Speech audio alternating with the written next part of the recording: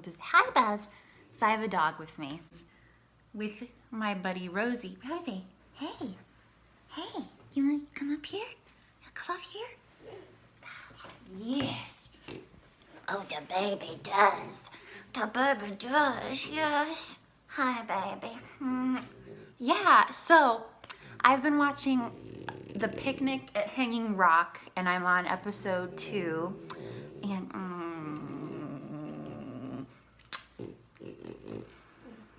maybe she'll look over here. Yeah, she will. Maybe YouTubing. Buzzy the dog. No. It looks good. Looks good. So I would like to make this video about 13 Reasons Why Season 2 in defense of it. Because I kind of feel like this show, a lot of people feel like, I mean, and everyone has the right to their opinion and stuff, but I feel like this show in particular has felt a lot of backlash, and for good reason. Yes, is it good reason? Yes, it is. Because it's about suicide and teenage problems. Yes. She's being very helpful.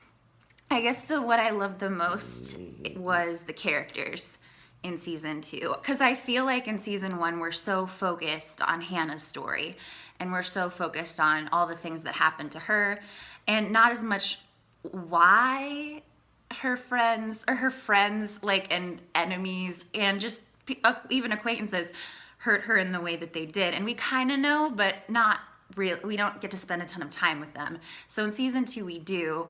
I don't know, I feel like a lot of psychologists would appreciate it or hate it, you know, or I don't know. I'm just interested in people in the psychological fields opinion of the show. But so Clay and Tyler, and if you know so Clay is the protagonist. He's kind of, I feel like he's the most annoying character, honestly, but it's hard. I understand, because he is like the person who drives the action, and I feel like that's why people get upset about Harry Potter sometimes and his decisions. And I feel like it's just really hard to be a main character because you have to drive it, and it's kind of like, well, why are you doing that? Why are you taking the gun to Bryce's house? Why are you deciding, okay, so I guess I'm getting out of the way my beef with some of it. Like, why are you deciding to house a drug addict at your home and not tell your parents and not think really for a second that you're a little bit in over your head? Like, I think Clay, hopefully they address this in season 3, that he's just, I don't know, he tries to do too much on his own, and he kind of, I don't know, he kind of has this self-righteous thing going on sometimes. And I had to remind myself constantly, like, not constantly, because again, I really I love Clay too. I was like, my heart melted. Oh, and there are spoilers in here. So my heart melted at the dance where Clay was dancing and he hears, the night we met, the night we met. And yeah, so it, and he breaks down. And I don't know, and of course, you know, his bond with Justin gradually became better. I thought he was a complete asshole to Justin sometimes, but I feel like everyone is inclined to love Justin this season because he was suffering so much.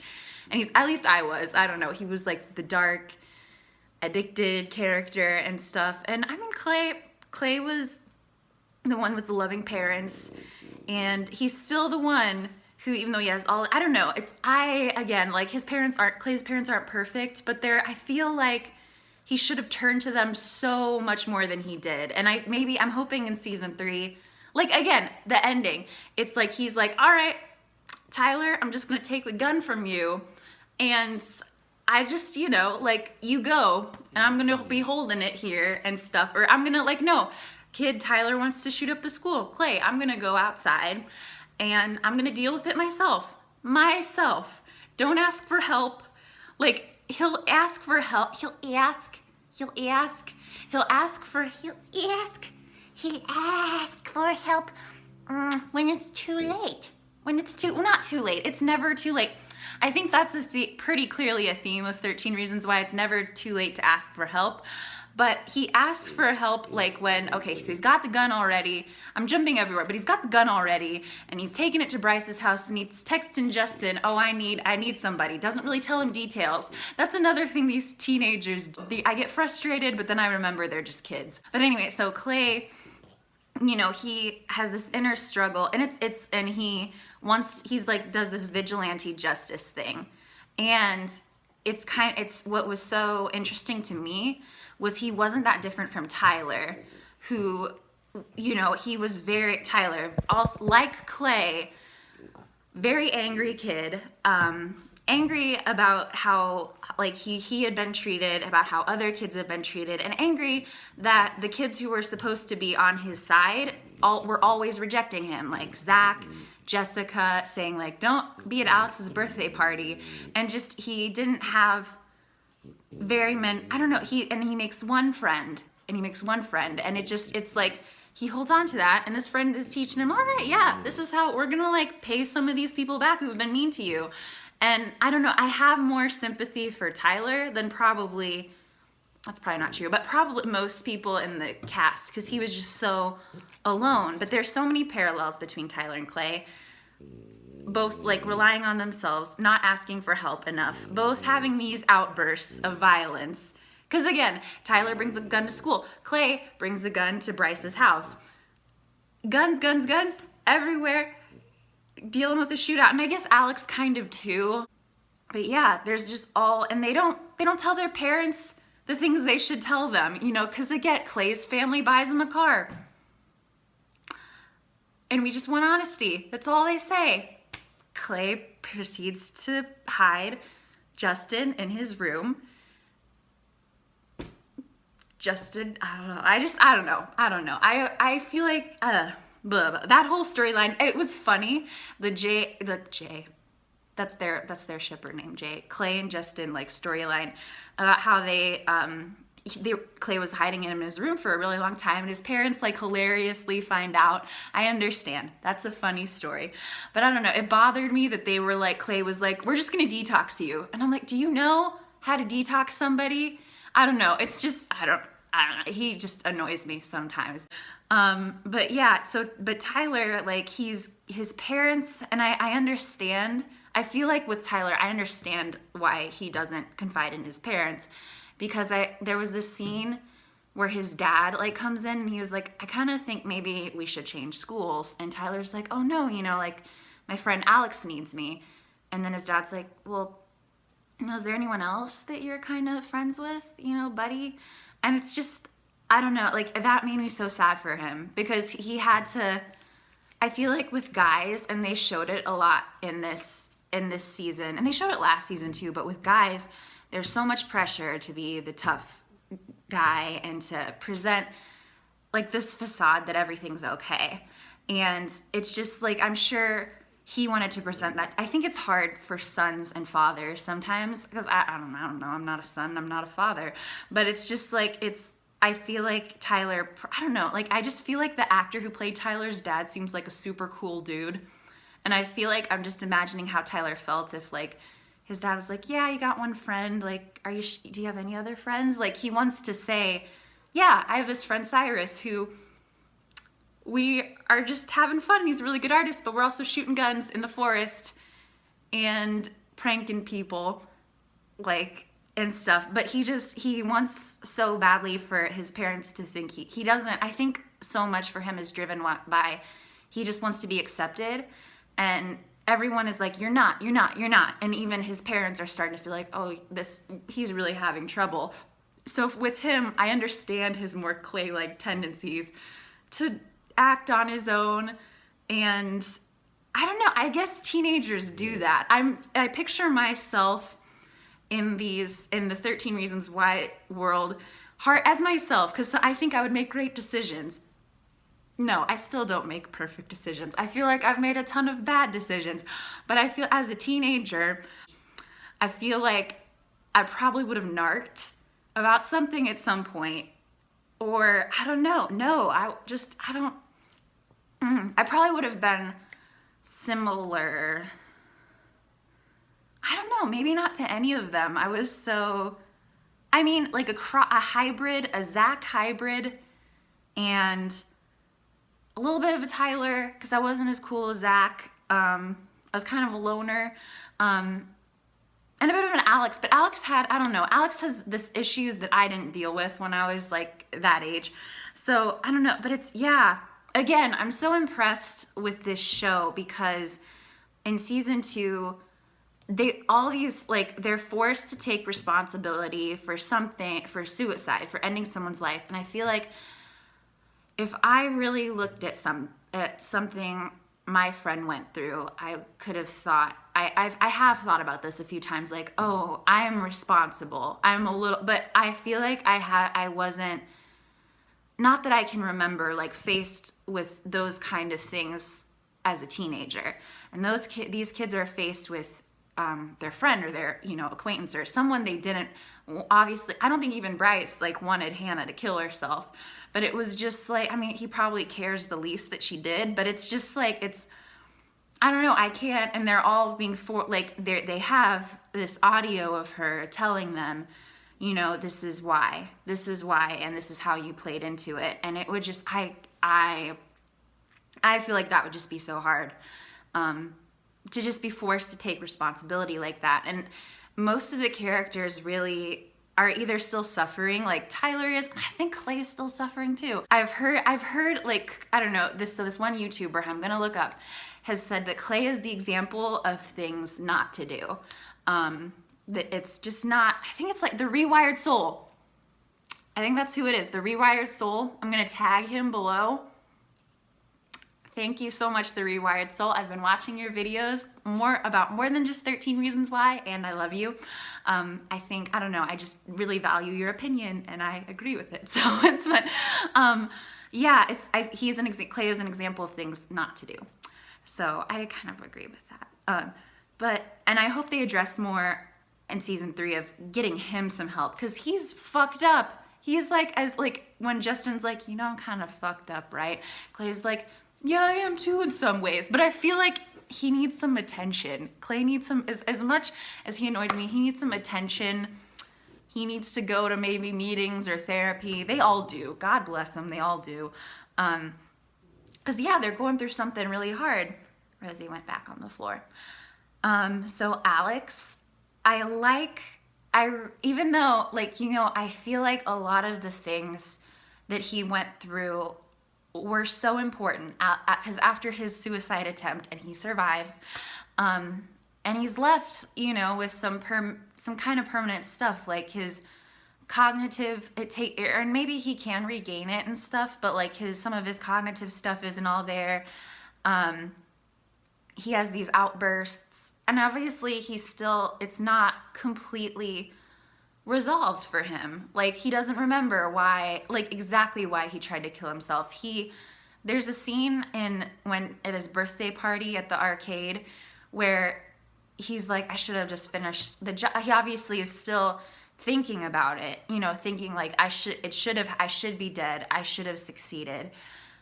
But then it happens slowly. He's rebuilding his life. And I felt like he had, it wasn't perfect, but I felt like he had great support.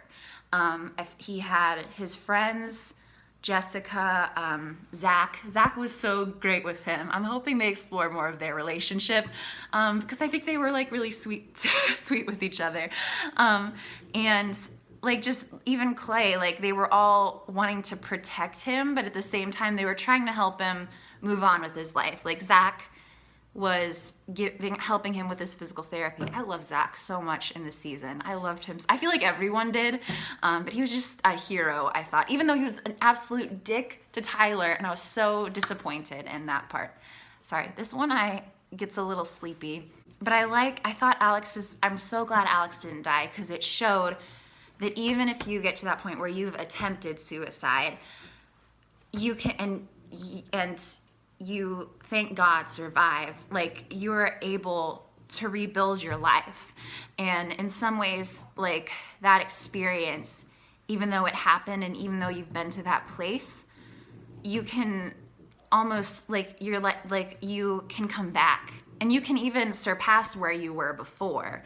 Because in a lot of ways, I think he has. I think he's moving towards being a more, like, you know, he believes, he just has faith in what he can do, and like and I feel like season 1 Alex was kind of missed, because, you know, you don't feel responsible for anything as a teenager, but he was like, I'm responsible for my friends, I'm responsible for, like, I can help, you know, like, I don't know, I just liked how the kids, for the most part, him and Jessica, I liked how they interacted with Hannah's parents a lot, and just like, it wasn't all about their pain, you know, they could, I guess, empathy. He learned, I feel like he is gonna go on and have all this empathy for all these different situations. So I liked Alex better in this season. I like Jessica a lot better in this season too. I think in general you just like them all better because you kind of get it more. Because I mean, season 1, Hannah's saying, this is what happened, like, and you don't completely, you get little brief explanations and kind of, you get an idea, but it was really explored, like, you know, who these people are and why they do what they do. And yeah, I mean, so she has some PTSD from the rape, and obviously it's really, I thought it was like, I liked how her friend was like, you kind of see, like, I like how all these characters, even the kind of more minor ones, like, they don't have it all figured out. They really don't. Because when she's going to that support group, you kind of think, oh, this girl who's there, who's her friend, is just like, oh, where are you going, Doc?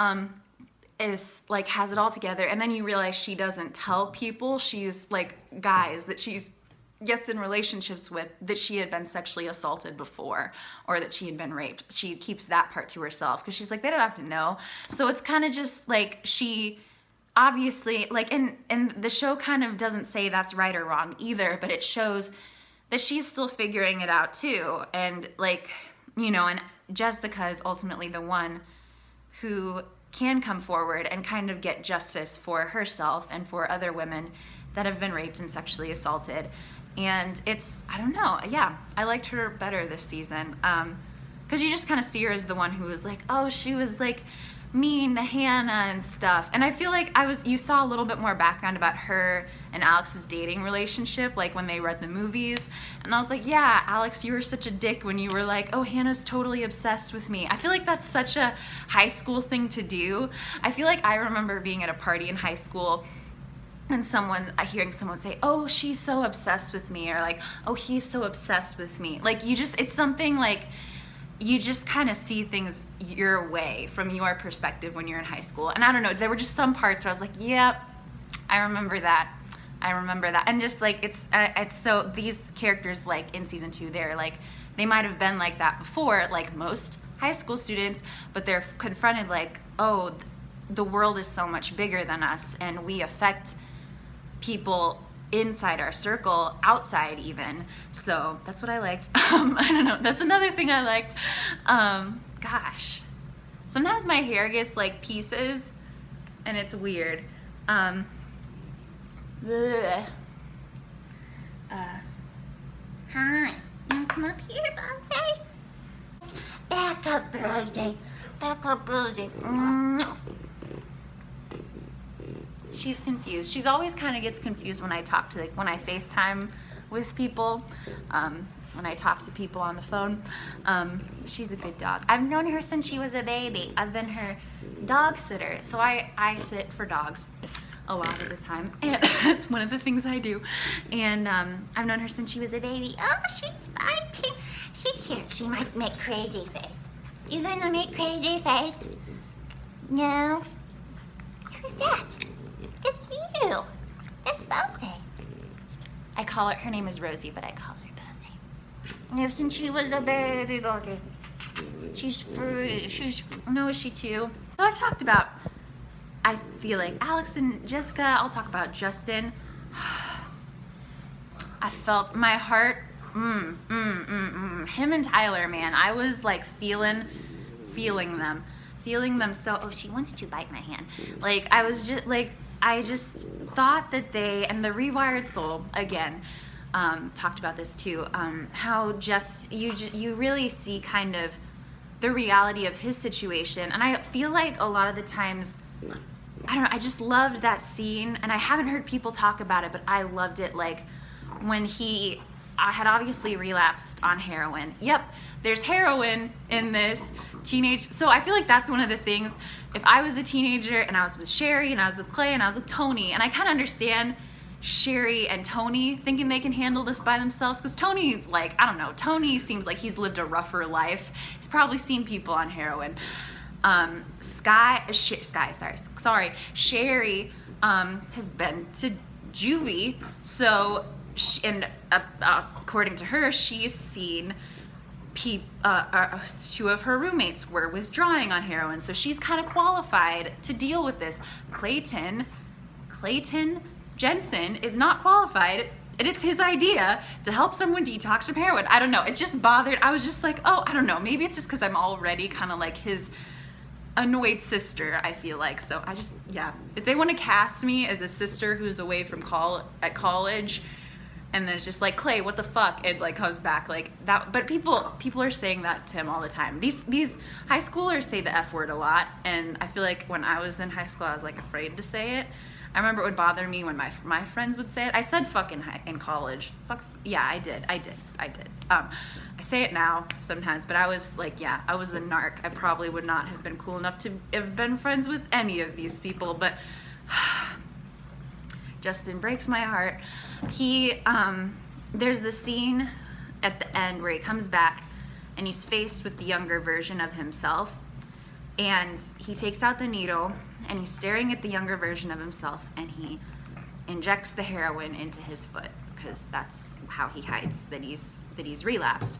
And it just, that is kind of how, when I've dealt with things like that, not heroin, but I've had addiction issues in the past, and that is how addiction is. It's like, you're like, I see you and I see all this hurt I'm doing to myself, and I'm seeing, and in a way, he doesn't want to, and it's so heartbreaking, because you see how badly he doesn't want to hurt anybody anymore, and he's like, I'm trying, and how guilty he feels, but he can help it, but he can't. Like, it doesn't, all of these things that are so terrible that he's faced with, that he doesn't want to do anymore, it doesn't matter. It doesn't matter as long as he can get a fix. And it just, it's really sad. And he does do the right thing. Like, he testifies on Jessica and Hannah's behalf. He's the one who probably deals with the most severe consequences. No, I can't say that. They all have severe, I mean, who knows which one is worse, Alex nearly dies.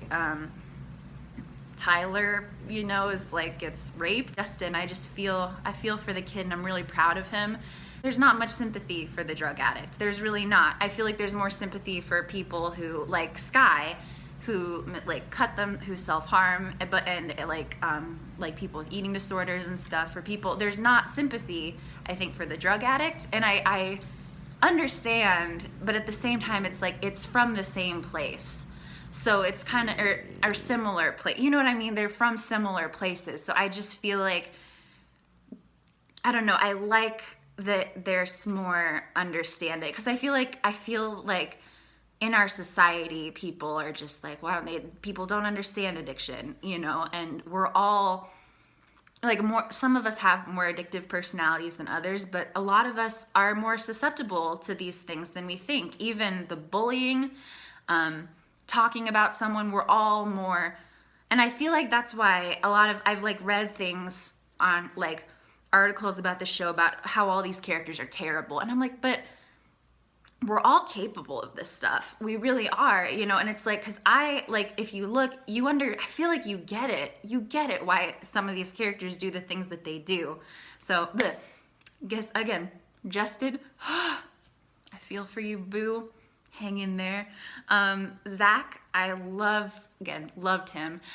I loved that scene where he was talking to his mom, and it's kind of interesting. Like, you get to kind of see wherever all of the kids kind of fall, what their lowest point is, because Jessica and Justin talk about how they wouldn't consider suicide before they have sex in the locker room, which I thought was kind of gross, because it's like gross in there, but it's just like, I get it. I get it. And people are too hard on them for that too. They're children, again, who have gone through something terrible and they don't always make the best decisions. But I was like, all right, yeah, I get why they had sex. I get it. Even though she was there with Alex, I get it. I get it. She always loved Justin and she was, this whole time. But like, it's just, she loves him. She loves him. And I think the older I get, the better it is for me to understand why people do stupid stuff. Loved how it's explored before they have sex. Justin and Jessica say like, "Oh, I always wanted to live. I never wanted to die." I think they talk about how, but then and you go to Zach talks to his mom. He's this guy who seems like he has it all together. Seems like kind of the most well-adjusted kid, but his dad died. His mom, it kind of looks like, has all these kind of expectations for him. And it was so sad when he said, "Mom," and she's getting on him for what he said in court, what he confessed to. And he said, "Mom, I feel this way sometimes. I feel like Hannah did." And she says, "No, you do not feel that way." And it's so sad because I feel like there are a few parents who would I feel like more and more in the past, like, kind of, and of course, I feel like there were more and more parents that were like, "No, you don't feel like that." But I'm sure there's so many parents who, it's partially they don't want to see their kid in pain and they don't want to believe it. But there's that stigma too, that it's like, "Oh, what's wrong with you that you're feeling this way?" And I don't want to see it. And it broke my heart for him. But I'm hoping for positive things for him in the future. So love Zach too. Loved Sky. I thought Sky was such a welcome addition to this season because she was there last season, but you just kind of, I don't know, I hated that scene. And I didn't hate it, but again, it was an annoying Clay thing that happened where he rolls up her sleeve and he's like, "Oh, but you do this, blah, blah, blah." And I'm like, how do you have the balls to like do that? To be like, "Hey," I knew people in high school who self-harmed, and it was just like, how do you just kind of know what it is. I feel like you do just before, like you just do, and you don't ask it no matter how, I don't know, I don't remember there being a reason for him to have done that to her, but it made me mad. And of course, so they're dating, and I loved her the whole time, and I loved that she was a different kind of girl, because I kind of thought in the first season that Sherry and Hannah and Jessica, like they're all great, but they were kind of all in the same group. Like they were all kind of in the same friend group, and I liked that they showed a girl who was an outsider. Because, we've got that with the boys. We've got Tyler, the outsider, Alex, who's kind of an outsider, who's becoming friends with Zach. It's so cute. But Sky was just a different kind of girl. So yeah, I like Sky a lot. I loved that she, she's kind of I thought, even though they showed her as kind of this complicated girl, she was strong, even though she had to go into, treatment. Like, she was a strong person. And she just, she's the one who ended the relationship with Clay and said, "I can still love you and let you go." And I love that. I was like, yes, girl, you do you. You focus on you. That Clay motherfucker's just gonna drag you down, but it's all right. It's all right. Of course he is, because he's a teenage boy who has his own issues. So Tony, I feel like we kind of didn't see much of Tony season 2. I like that you kind of see him more as a flawed person, because he beat that guy up. Tony, as this kid who's on, he's been in so much trouble, and you kind of see that side. I feel like in season 1, he was kind of like the angel and stuff, and the one who was revealing all of these things to people and stuff. But I love Tony. He's so cute. So I like Tony. Clay, I got upset. I'm closer to the camera. That's probably better. I was like, Clay, keep dragging Tony into stuff. Tony, cannot get in any more trouble or he's gonna do time. You're still like, "Hey, Tony, help me hide this heroin addict in my room. Hey, Tony, I'm gonna need you to bring the car around." I don't know. Tony, I don't know. Tony is obviously responsible for his own actions, But whenever shit goes down, he's with Clay. And I don't know, I don't know. Just know when he drove to the getaway car for Tyler and is, just, I don't know. It was just that. Now I'm like, Tony, you're going to go to prison. We've been trying to keep you out of prison this whole season. So I don't know. I have a lot of anxiety for Tony. Because I'm like, okay, I love his anger issues, like how he was like in the fight, that school fight was so cute. Damn, all those men folks fighting, those boys just letting it out. Man, it was great. I feel like there's nothing like scenes like that, just where it's kind of like camaraderie, where I love bromance. There was a ton of bromance in season 2, so I feel like I'm a sucker for that. And just like, they just like, were like, oh, we have each other, we're fighting these assholes and stuff. And when Tony's just like, just breathe, I'm okay. When Monty was like, oh, good, like, so, Monty, oh my gosh. So I knew a dog named Monty, because I work with dogs, who, God rest his soul, passed away. And I live with a cat named Monty. It's my roommate's cat. And so it was so funny. Like, I'd hear Monty. And I'm like thinking of all the animal Montys I know. This Monty was an animal. But so, yeah, Tony's a good kid. They're all good kids. Courtney. I feel like we didn't get to see a ton of Courtney. Not to be dismissive. I feel like that sounded very dismissive of me. But I like that she finally told the truth. Know that she had lied before about Hannah, and that she finally admitted who she was and who Hannah was. But yeah, I liked her. I appreciated her very much. I think she's becoming a deeper character. I liked how at the dance, she was a part of that group hug too. Sherry. I am so sorry for... Sherry is someone I also feel sympathy for, because I mean, obviously, hitting the stop sign, hit and run, she didn't know it was going to kill Jeff, but she should have known that there would be consequences, or that was incredibly dangerous. And it did, and unfortunately, it resulted in Jeff Adkins' death. And I can't imagine carrying that around at like 16, 17.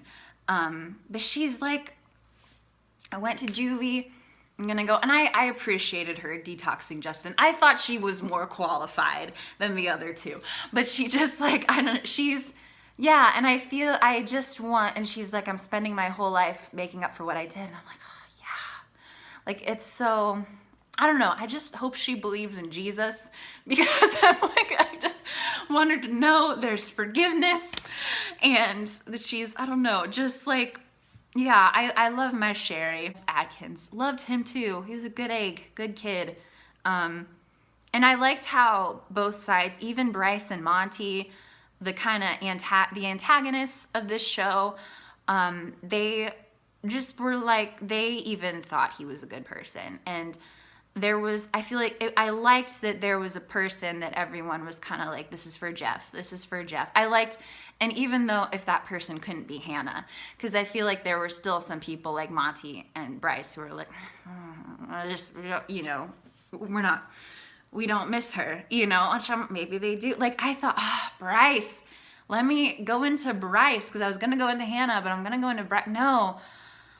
I feel sympathy for him. I really do. And I feel like a lot of people will be like, you shouldn't. He's a rapist. He's a terrible person. And yeah, but it's just like I don't know. It's a tragedy what happened to him too, because he didn't know how to process his feelings. When I loved how, he lies about everything. Court says Hannah was the one who was talking about like really morbid stuff at the bridge and like thinking, oh, I could just fall down. And then you see the flashbacks and you realize it wasn't Hannah, it was him saying that stuff to her. And you see kind of just stuff from his point of view, how, she kind of rejected him and he was like, he didn't know how to deal with that, which that sounds like such an excuse, because it's not, it's absolutely not. But I guess the main thing I was touched as much as you can be by a character like Bryce was that he was the one who was talking about suicide to Hannah. and it wasn't the other way around, you know, and stuff. Or he was the one who was talking about, you know, how life is so fragile and stuff, like before Hannah even considered suicide in the flashback. So it was kind of like, I liked that you saw the vulnerability in him too. And it's, I don't know, I feel like he's like the most doomed character, obviously, because he's hurt two women.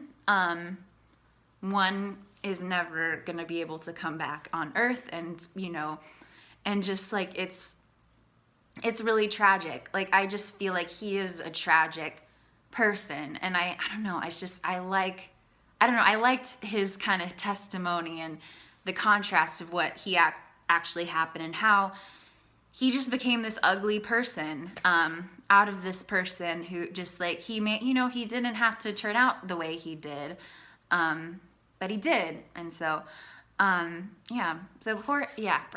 not poor Bryce, because he is culpable for his actions, but I would say tragic Bryce. Monty, tragic Monty. Gosh, I mean, I was sort of like, you kind of understand their home lives more in this season. Like, it's kind of like, and I liked that about, you know, Tyler. Like, it kind of shows, so Tyler, you know, the end of this, I'm gonna say briefly, Monty's father is abusive, and it's sort of, those are the things he was taught to, like, just be like, just aggro man all the time, and like to just take revenge, and to just like not really being a good, not really trying to be the bigger person, just always striking back. And, you know, I'm going back to Tyler, because Tyler, that poor kid, you know, when Tyler, he had supportive parents, you know, who did intervene on his behalf. And I think the saddest thing was that, you know, he goes to this program, he learns to better cope with things, he comes back to school, and that's life, you know, just because it's kind of like Sherry's situation, like, just because you fix things and you redeem yourself, I don't know, you fix things, it's just because you start doing the right thing doesn't mean that life is gonna just turn around for you. But it's so tragic in Tyler's case, because he knows that. He does. He respects that Cyrus can't be his friend. He respects that he just is coping with things more. And then Monty and his friends, like, they gang rape him in the bathroom, and it's just like, it's really it's just really sad to me. But again, back to Tyler's parents, who I'm not talking about for the last time. Tyler's parents are like incredibly supportive. They send him to this program, and even though Tyler doesn't want to let them into everything, it's so sad when he's sitting in his room and his mom's like, "Did you have a good day at school, honey?" And she wants to know, you know, how things with the guidance counselor are doing, and he doesn't want to tell her. And I understand why he doesn't want to tell her. You know, he was raped in a bathroom, and he's a boy, and he probably doesn't know other boys that this has happened to, who can talk about it. And it's just like, he's in the bathroom and he's bleeding. It's so sad. But his parents were supportive, and he still, you know, he still brought a gun to school. And so it's just kind of like, all of these characters had different reasons why they did what they did. Yeah, so I guess that's it. I guess that's all I got. I hope I can make a video out of this. The dog's asleep. I might return to watching Picnic at the Hanging Rock.